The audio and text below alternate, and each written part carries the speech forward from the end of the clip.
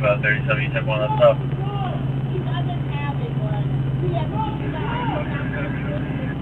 And 1 second.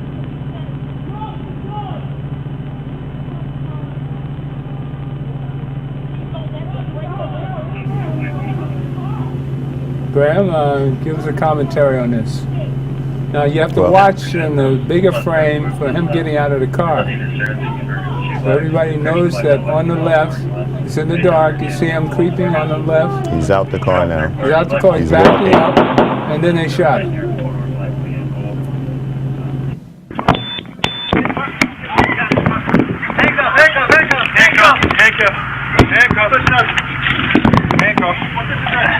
Legacy gripping his hands. Gripping his hands. Back up. I got right gun. Back up. Back up. You on? Huh? I don't know. Can they replay that?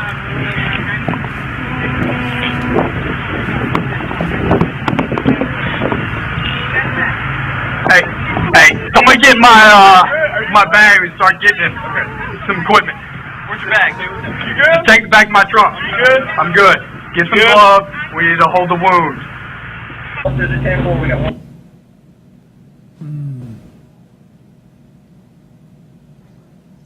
Welcome to the Gilchrist Experience. Of course, that was Keith Lamont Scott. In this instance, I heard a commentary on television saying this is a teaching moment for police officers, that there was nothing, that he was lawful in shooting the man. Now, we know, we've seen other videos where we noticed that he had a holster, ankle holster. And there was evidence that he did have a gun. I understand from you that he did have a gun. But it's daytime. It should be, I mean, maybe he should have had his hands in the air. But I understand he did have a gun in his hand? He had a gun in his hand. Today, they had an extensive press conference. Okay. And they were showing all the video footage that they had from this incident. Even where, prior to the incident, he went into the store. They showed the video. They showed the video of him exiting his vehicle. Okay. And you could see the ankle holster in the trouser as he gets out, fixes his pants, and walks in the store. He then, I don't know if he bought anything or whatever, but he got out to go into the store. There was, he parked his vehicle facing out of a parking space. And the plainclothes vehicle had pulled in next to him, facing into this their parking space. At some point, and they were on the surveillance, he wasn't the subject of what they were there for. Okay.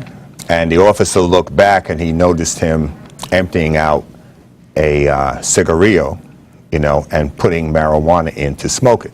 And the officer said they didn't come there for marijuana, so they didn't care about him sitting in his car smoking marijuana. But they saw a gun. They saw the gun subsequent to that, and then the officer called for the backups. And they moved their vehicle, they said, in a position where they could keep him from driving out. He was ordered to leave the vehicle, I understand, and he gets out of the vehicle. And they're ordering him to drop the gun, drop the gun, drop the gun. As I heard, they said they ordered him 10 times to drop the gun. Okay. Now, the question in the minds of the police officers is, well, what is this guy going to do next if he's not going to drop the gun? Now, I've been in a scenario like that. Okay. And I took charge of the entire scenario. The guy was standing holding the gun, but he did not have the gun up. He had it down at his side along his leg. So somebody should have rushed him and grabbed the gun. Well, that was, in my case, I approached the guy with the gun. He had a .357 Magnum. So as a training scenario, you would have trained them to run up and grab the gun. Well, the thing is this. His weapon was not at his side. He was holding it up in his hand. So, but we saw in the video something different. As he comes out, they're telling him... He was backing up. He's backing up. But the thing is this, they said 10 times, drop the gun, drop the gun. Now, we found out later, because his wife had informed them that She said he didn't have a gun. She said he didn't, but he did have the gun. And they also exposed the text messages between Scott and the guy that he bought the gun from. Oh, really? He bought a .380 automatic. Ah. And there were text messages to the effect that he wanted the guy to give him a different magazine for the gun because this one was too short and it didn't fit, it didn't work. He had one round chambered in the .380. All right? He had extra rounds in a pack of cigarettes in the ashtray in the car. Okay. But there was one round in the chamber. Now, they found the Now, text. you know for a fact there was a gun, and that They recovered the gun. They have the text messages between Scott and the guy he bought the gun from. And they have interviewed, the police have interviewed this guy. This is what the DA was saying today. Oh, okay. We have interviewed, you know, we've covered everybody in this case, everybody that said they were a witness, they saw something, heard something, they talked with everybody. So they know who he purchased the gun from. Okay. They also know that Scott was a convicted felon. He had no legal right to be carrying a gun Okay. or to own a gun. After that, in addition to that, there were outstanding warrants for him in another county. I don't know what those warrants were for. Now, none of the officers had ever encountered him before. They didn't know him. They didn't know about his prior conviction. They didn't know about outstanding warrants. They didn't know anything about that. The only thing they knew is that the officer that called it in had seen him with the weapon in his hand in the vehicle. So his wife stated to them when they interviewed her, she informed the police that he takes medication. She had informed the police. He takes medication. He had taken his medication earlier. And one of the side effects of the medication, because the cop said he had a funny look on his face, like a glazed look in his eyes. But it was, she said, it's well, not the marijuana issue, but she said when he takes the medication, there's a period where he's not fully functional. He's just like sort of zombie-ish, you know. Wait, So- what is the medication? I don't know what the Marijuana? medication. No, it's not the marijuana. But he does take. Well, some marijuana type of- is used for trauma. Well, that's not what he was taking. That's not the medication she was talking about. He took a prescribed medication. Okay. So, compounding that with the fact that he's not responding to the officers.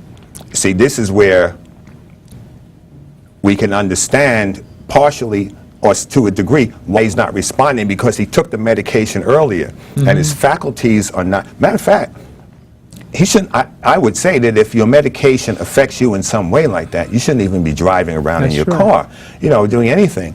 I had a But fight. he was sitting in his car. He was sitting in the car. Now, In his he own was. parking lot? It was in the parking lot in the complex there. Okay. I don't know if it's exactly where he resided, but he drove to the store. They have him on camera driving to the store. And the thing is, I fought a guy once up on Fordham Road in the Bronx. He had robbed a woman. He snatched her pocketbook, and as he went past her, she did a backflip into the air. And she fell down, broke her shoulder, her knee, and cracked her head open. Now, I chased this guy 2 blocks and fought with him on Fordham Road, and I was laying some blows on this guy, and nothing was registering. I come to find out, after I finally got him knocked unconscious, he was on angel dust. Oh. So we're fighting, and he's not really feeling the blows that I'm. So Okay. at some point, I could have broken a rib, and there are specific things that I'm trying to do with this guy, and I'm realizing that nothing is registering here. We're fighting, but the pain is not registering in his head. All right, so at what point does he stop fighting with me? Or at what point do I have to go to get him to stop fighting, or do I have to kill this guy and then find out later that he was on some mental. some So drug? this is a lesson in dealing with people that are mentally disabled. Well, not mentally disabled so much. The mentally disabled are one thing, but Scott, we don't know what medication he was taking. We don't know that he was mentally disabled. But we do know, number one, as a convicted felon, he had no business owning a gun. There was another thing they found in the text messages. His wife said he didn't own a gun from January of this year forward, and she lied about that because they found in her phone the text messages back and forth to Scott, and they were arguing about him possessing this gun. So she knew that he had acquired a gun. But on video, she was saying he She's doesn't have saying a he gun. didn't. But the text messages are there in his phone and on her phone with this conversation about him having a gun, and she did not want him to possess a gun. She knew it was a problem for him because of his criminal past. Whether or not she knew about the outstanding warrants in the neighboring county, I don't know, but she knew he wasn't supposed to have a weapon. So he goes out, buys a gun illegally, is carrying a gun illegally.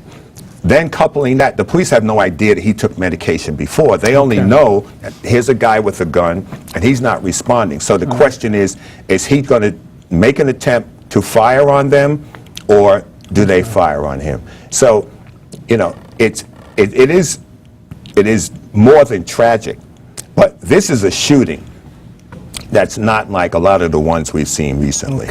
You see, and people need to understand, number one, life is about decisions. And when you make bad decisions, you can suffer some egregious consequences. And you can't blame somebody else for the decision you made. That was your there's decision. so many different times where you know, the police are completely wrong.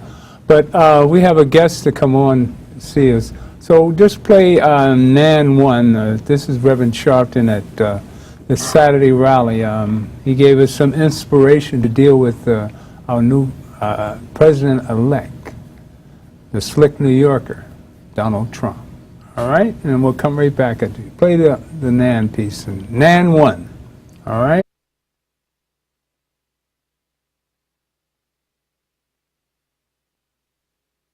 Paid too high a price for us to sit by with breath in our body and let Trump snatch it back. I spoke at Rosa Parks' funeral. She didn't sit in front of that bus for now this man to come from Alabama and turn back everything that we got named Sessions. Fannie Lou Hamer fought to give us the right to vote. For them to come back and use voter ID and fraud gimmicks to take it. Too many people, Martin Luther King, laid down on a damn balcony with a bullet in his brain and died to open up America. I don't care how much money they got. I don't care how many votes they got. We are not going to allow them to turn back the clock, because we got too much to thank him for, to let you snatch it back now. And I'm not coming with hate. You want to roll your tanks out. I'm coming with love. I'm coming with the Bible you claim you blame. I'm going to come with the Bible you claim you preach from. And I'm going to read to you where Jesus told a rich man to sell all he had and give to the poor. He didn't tell the rich man, I'm going to cut your taxes and let it trickle down to the poor. He said, I'm going to tell you, sell all you have and give to the poor. Jesus said, I was hungry and you didn't feed me. I was naked and you didn't clothe me. I was outdoors and you didn't take me in. You can't increase the homeless, Mr. Trump, and talk about Jesus. I know Jesus better than some of y'all. How do I know him? Because when Daddy left, he became my only daddy. When the doctor was there and I didn't have health insurance, he healed my body. When I didn't have Affordable Care Act, when I was in trouble in the courtroom, he was the lawyer that got me free. I know Jesus better than some of y'all. He walks with me. He talks with me. He tells me that I'm his own. Thank you, Jesus. Thank you, Jesus. Thank you, Jesus. sing. Everybody sing. Everybody sing.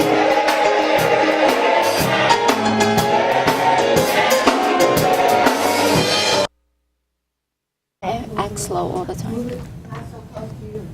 Welcome back.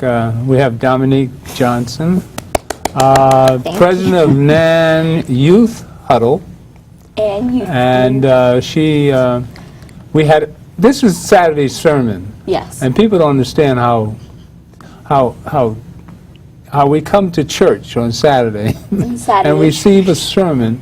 Yeah. And this one we just saw the last few minutes of it, but the whole sermon was a breakdown on what we have to deal with Donald Trump. Now, you as a youth, I mean, you get inspired by all this because this is history. And now we're going January 14th to Washington, D.C., and you're president of the Youth Huddle now, and you've got a hell of a lot of responsibilities, don't you? Yeah. Tell us what it's like. Well, first, getting up early in the morning. You know that I love my grandma, so I have to tell my grandma we got to be there at 4 to make it there on time at 5. Right. So that it's on time, because this March, especially before the inauguration of Mr. Trump, is well needed, and it's the perfect timing. It's right January, where it's Martin Luther King birthday, where we usually celebrate it, and then also the inauguration of Trump. And I think they're going to have me do a speech. Oh, really? Yeah, probably. Fabulous. Yeah. Fabulous. Yeah. That's a Well, big how's it feel to platform. be on the... Nervous, What's but it like? I think it's I mean, we all expected to be nervous, right? Hillary to be our president. I know. We expected to go to the White House and congratulate her. Now we have to deal with the hustler. Yeah. It's crazy because 25% of people voted for Hillary, 25% of people voted for Trump, and then 25? yeah 25 Roughly. each. Shave a tenth of a point here and there. And then there was only 50%, almost 50% didn't even vote. And then the other percentage voted for an independent person, and I find that highly ignorant. I'm sorry, because you have either Hillary or Trump. You know either one or the other is going to be president, but you decide to basically, in my mind, waste your vote and pick a person that's not even going to be president. I think that some people voted for an independent person because they didn't want Trump or they didn't like Hillary, but you know what? You have to vote for the best of two evils. So I think that it was highly ignorant for people to do that. I think they should have voted for Trump. And for the people that wrote, there was thousands of people who wrote the alcohol Hennessy in as president. It was a lot of write-ins, and I just found that it was a joke this year, and now we got a joke as the president, so Now it's we're kind all of crazy. spooked. Yeah. I truly believe there had to be, well, voter suppression we know was part of this scam, I call it. And we know that the brother of the son-in-law, I forget his name, Trump's son-in-law has a brother who's in Silicon Valley, works with computers. Or Trump has interest in computer companies that hack. That's going to be bad. See, I never trusted these computerized. Yeah, well, Don't. Everything is hackable. You had a teenage boy that hacked into the Department of Defense about 5 or 6 years ago. Right. Hacked into the DOD computers. Right. So no computerized election machine can be secure. Your cell phone is not secure. Yeah. Your PC is not secure. Your laptop is not secure. There is no absolute security when it comes to electronic machinery and gadgets. Going back and remember, well, you wouldn't remember, but in the Al Gore election with Bush, 2000, they had the punch ballot with the holes in it. Florida. Yeah. All right, and that was part of the gimmick to get us away from paper ballots to electric ballots.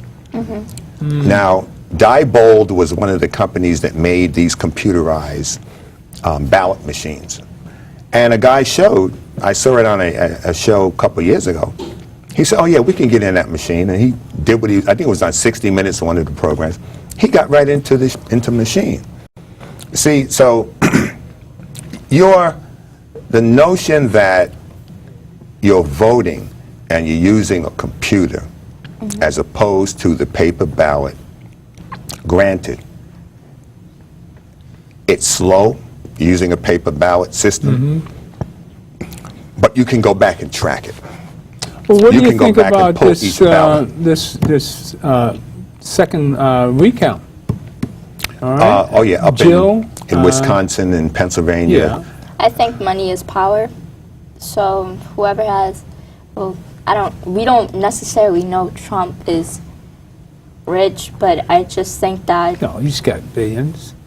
He has been millions. He's got bankrupt, millions. I don't know if he's got billions. No, he's got. but he's been bankrupt so many times. Yep. And then and Well, that's- I'm in software. Well, he doesn't pay tax. So. No, I'm in software engineering in my school, and we do different kind of codes. And recently, my teacher, he was explaining that, I forgot, whatever, PWEN, and make sure to see if any application or something that was yours that was linked to your email or something was hacked.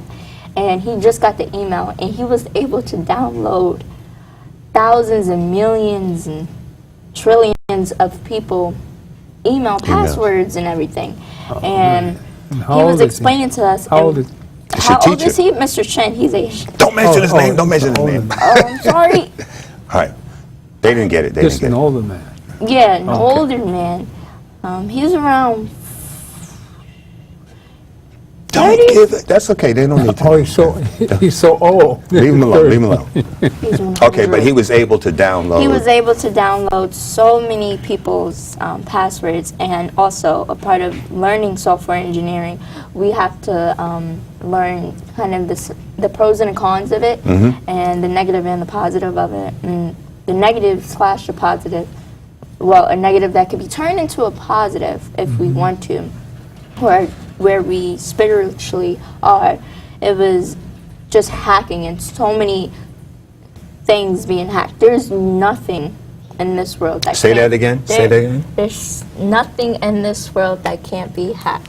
Thank you. There's So we got a rigged election, which Donald Trump badgered everybody with. It's a rigged election, and unless I win, it's a rigged election. So and now he's that was just we know his con game now. So he was telling us up front that was rigged, but if I win, it's not rigged. yeah. Now, what do you think hypocritical. about this? What I are we think gonna it's do? very hypocritical. But I'm reminded by my parents, by people that I'm around, or that I have people that let's hang around me, is that the youth are the future. Right? And like people say at the Huddle, what is it? That we're the future, and if our children are corrupted, then the world is corrupted. So I think that it's up to the millennials and the before generations and the new generation, which is me, to try to make this world better than what it is, and just try to make a better America than what it is, or what it's about to be right now. Sister Sledge, we got to make this world a better place, and the world in which we live. What you're doing in learning about code and computer programming is critical. And our young people need to understand that their education has to be geared towards a vocation or a business that will be viable 10, 15 years down the road. STEM. Because certain vocations will not exist 15 years from now. When, people that work for the Transit Authority, token booth clerks, they got rid of them. All right? Yeah. You have to look down the road and see where things are going. Even truck drivers, which is the largest working group in the country, all of our commerce, the majority of our commerce moves by truck and then by rail. They now have tractor trailers that are computerized, that are self-driving, just as they now have the cars. So we have to think, and what you're doing is critical because cybersecurity Yeah, we is, learned is about it is so important That's that the people don't realize. If computer systems go down, and this is the thing that the United States is worried about, is that the next attack is a cyber attack. It is. If your satellites go down Oh, yeah. or a system, people don't know, but we have computers go down that can affect the computers in the gas stations. Right. You can't pump gas without a computer. That happened in That's- school. That's computer control. So as different systems what do are we- affected, the entire country could come to a dead halt Knowing if a all virus got this, in. and we've got a con man in the White House Oh, it's who gonna actually happen. stole this election. We saw 2000 and 2004 stolen by the Bush family. Now we come to 2016. We get a New York con man. Well, you got to go back to the Electoral College. This is not about popular vote. But And what do we anybody do that about thinks this it man is, that's in the White House now? There's Do you nothing- realize the 4 years that we sit back and just watch him ruin the country and our imagery throughout the planet? you and I and everybody We gotta do needs to something now. hope, needs to, We need to do something now. we need to understand that regardless of who the president is, if the term is not a successful term, it's a bad term for the entire country. Well, we Yeah. gotta Look do at the something people that conspired against Obama. All right? The day he was sworn in, they said we're going to do everything to take him Donald down. Trump was one of the main conspirators. All right, but here, look at this. Barack Obama was able to right a sinking ship. This country was done when Obama came in. He did so much to put this country back up on 4 legs, all right? Now, it's on 4 legs. Even though the Dow has broken 19,000, it is incumbent upon Trump, all right, to make sure, as the quote-unquote Republican, that the country doesn't go down again where it was when the last Republican president. You know, he's got pressure on Now, him to now perform. you're talking think- about somebody that possibly had some sanity to keep this going. But when he put Sarah Palin, I heard at 1 o'clock, that she's going to be the VA Secretary of State. Sarah Palin I thought she was done. who saw She's Russia bad for by business. her house, from her house. Yes, from her house. She's bad for business. I'm sorry. Everyone in the White House is And bad. what about Sessions as Attorney General? Now, we're really in trouble. I mean, that's a true Klansman. Yeah. Well, this is where, again, The youth. the youth. We need to understand that basketball and football are not important. Yeah. Right? We need to understand that we need attorneys, we need doctors, we need technical people, we need educated youth to take charge. Look at this cabinet he's pulling together. How many blacks are in the cabinet? Ben Carson. Ben Carson's not in the cabinet yet. He's not in it. All right? He took the wife of one senator, the Asian woman. He took the governor of South Carolina, who was also Asian. He's Indian. Or Asian. Oh, yeah. okay. Her family's from India. There were no blacks. There are no black females. Well, that's considered, Indians are considered colored. They're colored. You Yes. trying. But don't forget, There's some Mahatma colored Gandhi, folks in there. Mahatma Gandhi said that Negroes were not equal to Indians. So he was not a great Boy, he humanitarian. was probably in. You know, he was had a his lawyer, own too. prejudices as well. Lawyers lie. But our young people need to understand that this baton is being passed. How old are you now? I'm 15. 15. So, in the next election, you're voting. I'm voting. All right? I'm voting. For Michelle Obama, right? Yes. Amen. I hope she votes. So it's critical that our young people understand that we're on the way out. You know, we're on the downward Wait a slope. Don't say that. No, you No, no, no. We are closer to the end than we were 20 years ago. Let's put it that way. Yeah. And 20 years ago, I you just weren't turned here. 57, so I You're don't know what you're 57? talking about. I'm younger than you are. But the thing is that in a few years, you'll be in an adult leadership position. Not a lot of years, just a few years. All right? And we need you and all of your peers Yeah. to understand. When we were growing up, it was a different world. You could get by with a high school education, and you easily. could make $60,000, $70,000, $80,000 a year with a high school education. That was before the computer. All right. So, can't do it today. Everybody can't be a rapper. Everybody can't be a basketball player and football. That's nonsense, because there are only 450 men playing pro basketball. So forget that. Well, I propose this for Donald Trump. Now, we're going to come down to Washington, D.C. and show you a little love, my brother. No, I'm not. Oh, did you hear No, let me finish this, because we're going to come up with Reverend Sharpton on Saturday and show the other clip. I want you to get a good sense of what Reverend Sharpton is going to. You have to realize that Reverend Sharpton is a disciple of Martin Luther King. So come January 14th, we're going to D.C. to show some reverence for Barack Obama, because I feel this brother worked hard for 8 years. As Graham mentioned, he pulled us out of the hole, and everybody knows that. They gave him hell for 8 years. And to bring in a New York hustler, Donald Trump, to take his place is like, no one can take his place after this. He's always been a blessing from God for me, but for the devil to come behind him, that's an insult to all of us as free-loving people. So listen to the sermon from my pastor, Reverend Sharpton. Run Nan too, and we'll be right back at you. You'll see some explanations in this video. All right?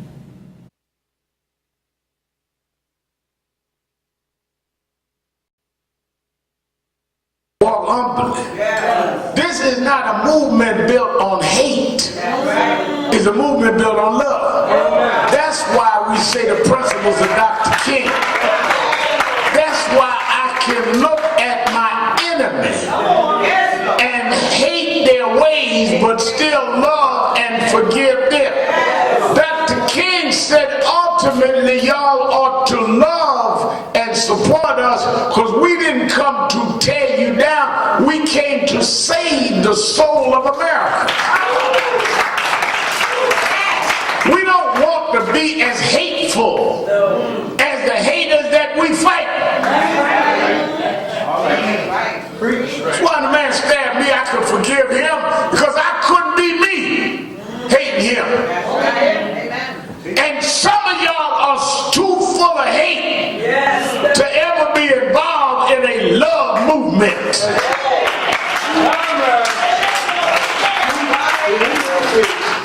You speak with venom. You think with acrimony. Ain't no love in you, so no love will come out of you, and the results will be nothing.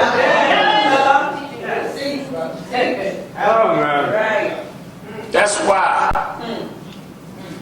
Sean Bell, 10 years later, when I looked at Nicole and the parents of Sean Bell, I saw a mother and a father that lost their son on his wedding day. I saw a bride-to-be standing at an altar that could have been my daughter's, and robbed of the husband and the father of her children.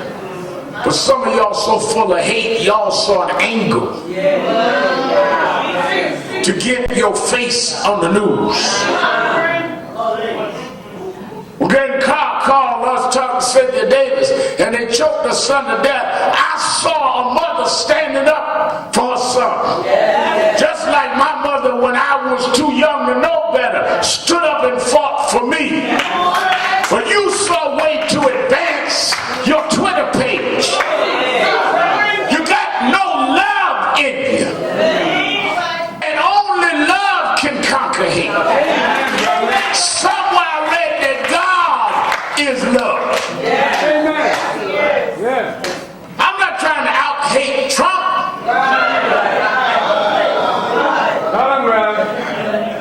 I'm not trying to cut better deals than Trump.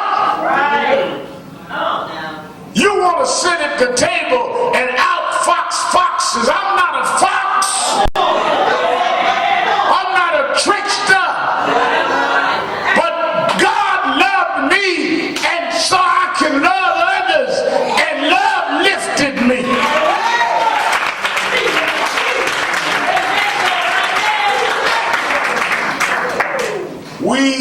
must understand that the world is on a collision course.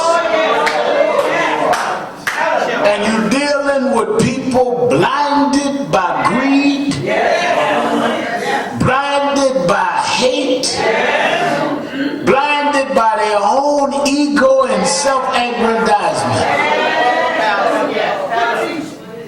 What is the ethics or the values of a person that would see the world going through climate change, global warming, and says making my money is more important than them glaciers melting? There's something wicked and sick about that. We are not fighting for no trivial coverage. We're fighting to save the world. If we don't stand up now in this country, the most powerful in the world, it will advance toward the destruction with climate change and international war. What does the Lord require of us? Come on. You thank God on Thursday for another year? But did God thank himself for sparing you another year? What have you done since last Thanksgiving to show your gratitude to God? You sit up and stuff your face acting like that's how you thank God? The way you thank God is for you to eat some cranberry sauce and turkey and some stuffing in your already stuffed stomach? That's how you thank God? Or do you thank God for standing up for righteousness, even if you got to stand up by yourself? Do you thank him for helping those that no one else will help? Do you thank him by giving company to those that are locked in jail wrong? I thank him by doing what he said: love mercy, love justice, and walk humbly before God. Anywhere in the Bible God told you to. Right out of Micah. Amen. Right out of Micah. I was Now, just see, pulling the that's verse. Saturday church. That's Saturday, and you heard me in the background. Tell them, bro. Yeah. Amen. Amen. That's my Saturday church. I mean, it's, you know, I go there, you know, down on Trump and sort of getting my, you know, really upset about all this. And Reverend Sharpton really brings it to you. Yeah. I was. Oh, sorry. Go ahead. I was in a meeting in the back with him, and he was explaining, I don't have time for this foolishness. We got to have business. We're down to business. And he said he's not scared of Trump because it's just a turbulence. He said, us young people, we never been through the turbulence. Right. But we're going to. And this right. will be my first time through the turbulence. But him, he already made it out, and there's a God. And that's what he said. So the way he preaches on Saturday in front of everybody, he talks in the meetings like that, and he's just a really wonderful person that I look up to. Disciple of Martin Luther King. Yeah. Yeah. You know, Martin did a speech many years ago. He said, I refuse to hate. He said, I will not hate. He said, and I quote, look at the contours of the faces of the people who hate. Right. You know, when my boys were Look at growing Trump. up, you know, I told... Put a picture of Trump up there. they were watching Roots. I think my oldest son was of age to watch Roots at that time when it came out. 70. And he was watching Chuck Connors, remember the rifleman Chuck Connors? Yeah. And he played a nasty guy in Roots. And Sean sat there. He was watching the whole thing day after. He said, Daddy, I don't like that man. I said, yeah, he's evil. I said, but Sean, you can hate what a person does, but don't hate the person. God hates some of the things that we do, but he doesn't hate us. So as long as you can understand that it's okay to hate evil, but don't hate the person, because then you become that evil. You become evil yourself. And it's difficult to do, and it's one of the things that the SCLC taught back in the day. I remember I was in Atlanta back in the 70s, and some of the young folks held a demonstration in downtown Atlanta. And my wife at the time, she and I were guests of Daddy King and Mrs. King, Martin's wow. parents. We were their guests for the Easter weekend. And he said, "You will never go out and do what you did yesterday." He said, "There is a methodology to marching, which was taught by the SCLC years ago. Doesn't exist today.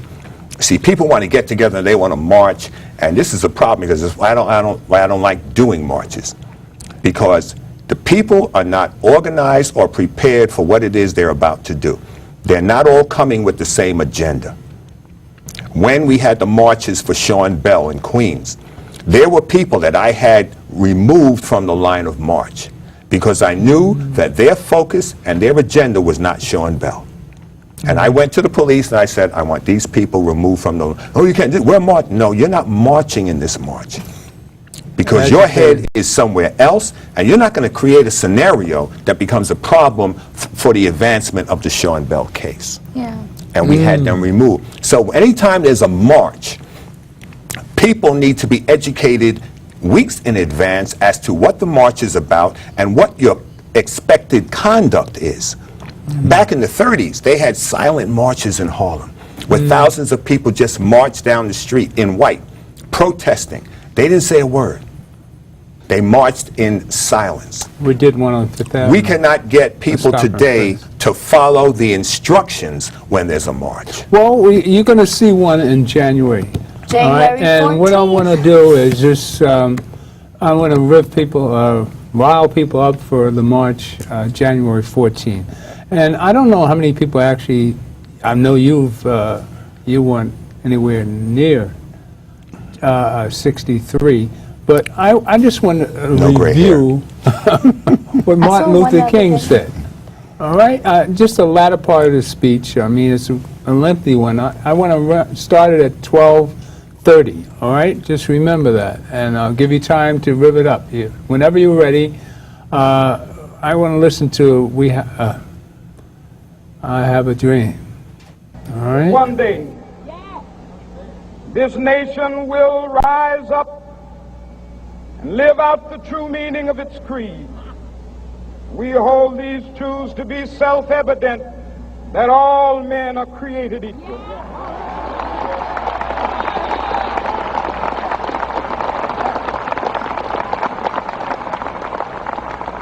I have a dream that one day on the red hills of Georgia, the sons of former slaves and the sons of former slave owners will be able to sit down together at the table of brotherhood. I have a dream that one day, even the state of Mississippi, a state sweltering with the heat of injustice, sweltering with the heat of oppression, will be transformed into an oasis of freedom and justice. I have a dream that my 4 little children will one day live in a nation where they will not be judged by the color of their skin, but by the content of their character. I have a dream today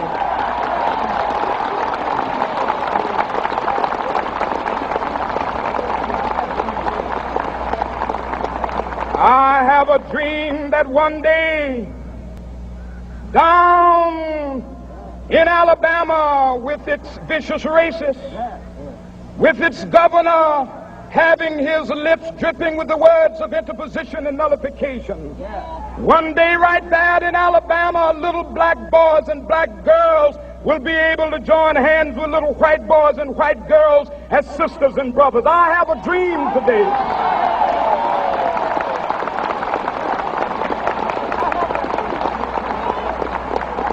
I have a dream that one day every valley shall be exalted, and every hill and mountain shall be made low. The rough places will be made plain, and the crooked places will be made straight, and the glory of the Lord shall be revealed, and all flesh shall see it together. This is our hope. This is a faith that I go back to the South with. With this faith, we will be able to hew out of the mountain of despair a stone of hope. With this faith, we will be able to transform the jangling discords of our nation into a beautiful symphony of brotherhood. With this faith, we will be able to work together, to pray together, to struggle together, to go to jail together, to stand up for freedom together, knowing that we will be free one day. This will be the day. This will be the day when all of God's children will be able to sing with new meaning, "My country, tears of thee. Sweet land of liberty, of thee I sing. Land where my fathers died, land of the pilgrim's pride. From every mountainside, let freedom ring. And if America is to be a great nation, this must become true. And so let freedom ring. From the prodigious hilltops of New Hampshire, let freedom ring. From the mighty mountains of New York, let freedom ring. From the heightening Alleghenies of Pennsylvania, let freedom ring. From the snow-capped Rockies of Colorado, let freedom ring. From the curvaceous slopes of California. But not only that, let freedom ring from Stone Mountain of Georgia. Let freedom ring from Lookout Mountain of Tennessee. Let freedom ring from every hill and molehill of Mississippi, from every mountainside. Let freedom ring. And when this happens, and when we allow freedom ring, when we let it ring from every village and every hamlet, from every state and every city, we will be able to speed up that day when all of God's children, black men and white men, Jews and Gentiles, Protestants and Catholics, will be able to join hands and sing in the words of the old Negro spiritual, "Free at last, free at last. Thank God Almighty, we are free at last."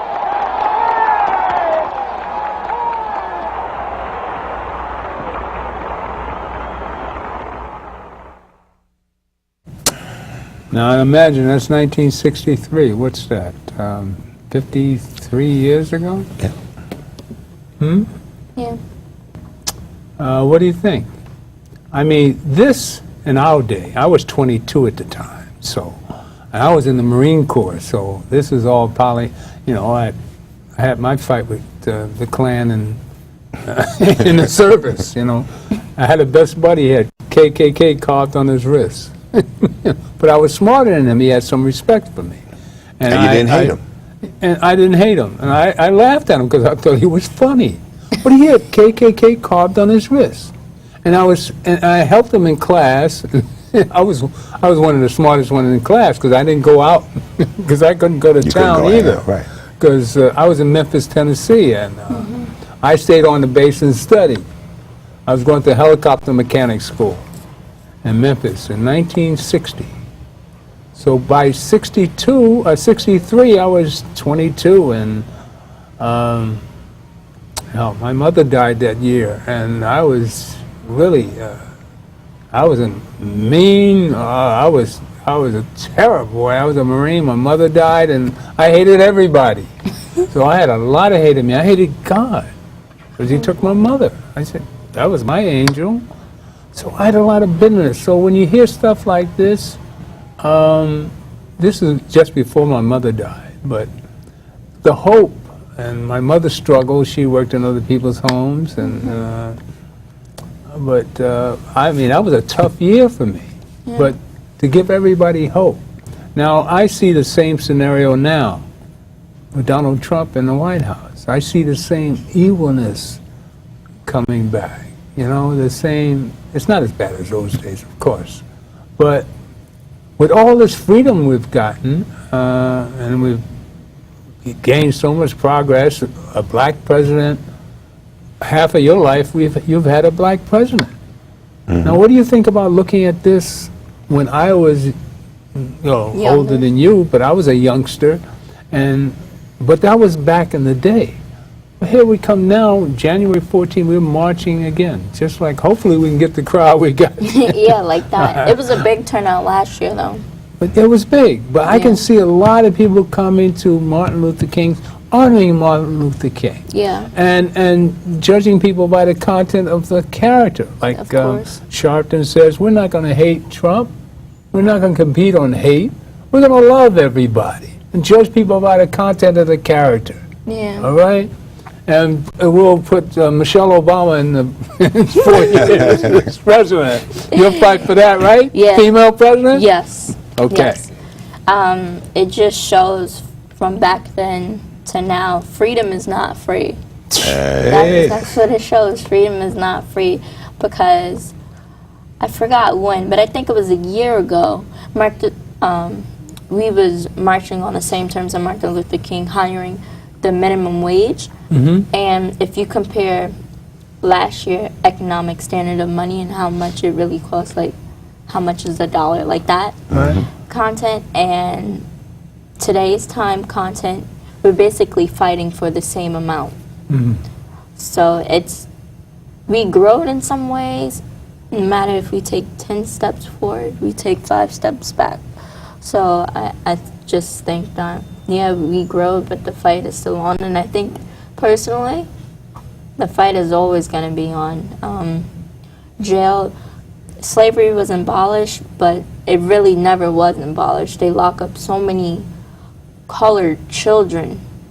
I say children because half of them are like 16 and up, and they don't know their rights. They don't know what to expect. They don't have the mentality of to go to school and learn and get an education, and I think that is so important. And going back to what you said about the STEM, I love debating and I love politics. I get real passionate and I get mad.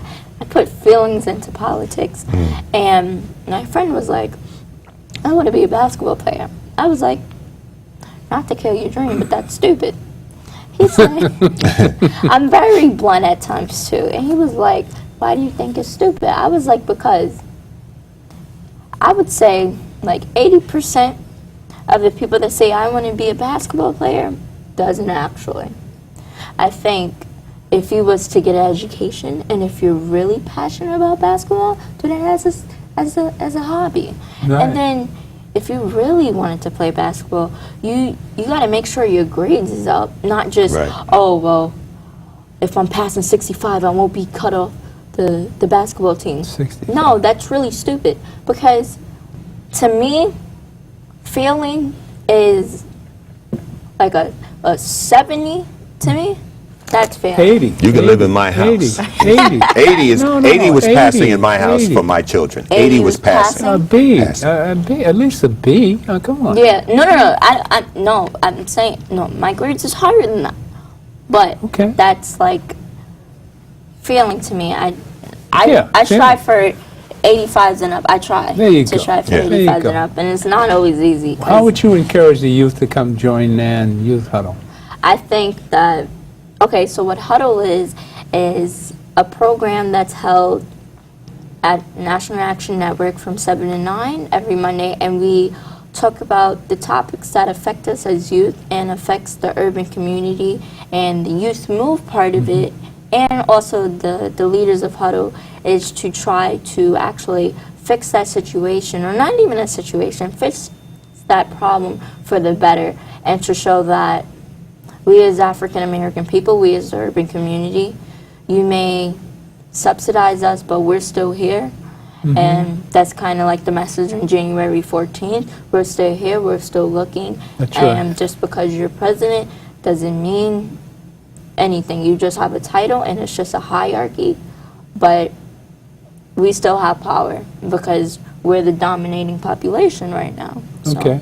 I just think that if we educate our children to know that we're powerful and we're strong and we overcame slavery, Yeah, and amen. that is like That's right. white, Caucasian people or white people, you could say, oh, they're smart, oh, they have a lot of money, but they never overcame slavery. They don't have that strong mentality. They don't have that chocolate skin, that melon in our system. So I just think that it depends on the home situation too. Also, if you just say hatred towards your child is going to be filled with hatred. Right. And so I just think that if you don't have a good home situation, I think that it's kind of like a broken home. But there's always somebody positive in your corner, but it's up to you to find that person. If you deal with hate at home and then have the hatred in your heart to school, then you being hatred in school, that's you. You can't, okay, at home, that's not you. But you carrying it, that's you. And I think that if you have hatred at home, I know if I did, which I don't, I wouldn't want to be... Grandma wouldn't put up with it. No, You kidding? I wouldn't want to have hatred in school also. Yeah. I would try to find those people that make me happy, that is trying to strive and try to see me strive with them. And I think that it's just not a lot of good role models. I just, the music is, I listen to a lot of music, but also It's I'm decadent. very diverse in music. I like Mozart. I used to have a singing scholarship, so I had to sing like German songs and Spanish songs really? and Right. Haitian Creole songs, even though I don't really know what they're saying after I sing it, then they translate it. But I just think that diversity and cultural, and having a cultural background, just because I'm African American doesn't mean that It's just, everything is just black, it's black, just black. black and black and black. I think that you should kind of learn a little bit of everything. You know, this is great. Thank you for coming. I'm sorry. Thank you. You've run the clock out. You know, I noticed that it's time to go. We have 30 seconds. Well, I just like to say we brought you on today to show everybody what the youth at NAN does and how we're going to trump hate with love. The Trump. We're going to teach the sucker how to be nice, all right? Come back again. The God in me loves the God in you. Stay tuned for more of the Gilchrist Experience. Power to the people. Oh, God. Hey, pray for Trump. That's right. Pray for him. That's right. Pray for that.